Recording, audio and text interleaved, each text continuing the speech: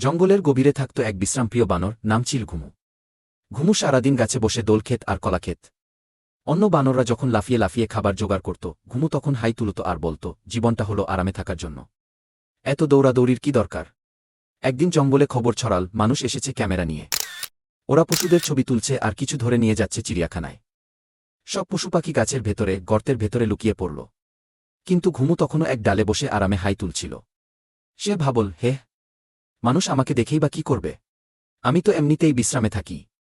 কিন্তু মানুষরা ঘুমুকে দেখল আর খুব খুশি হল। ক্যামেরায় ছবি তুলেই সাথে সাথে এক খাঁচা বের করে বলল, এইটা তো পারফেক্ট, একেবারে অলস, ঠান্ডা প্রাণী, চিড়িয়াখানার জন্য আদর্শ। ঘুমুর তখন বুঝতে বাকি রইল না, বিশ্রাম নেওয়া মন্দ নয়, তবে বুদ্ধি ছাড়া বিশ্রাম বিপদেরই নামান্তর।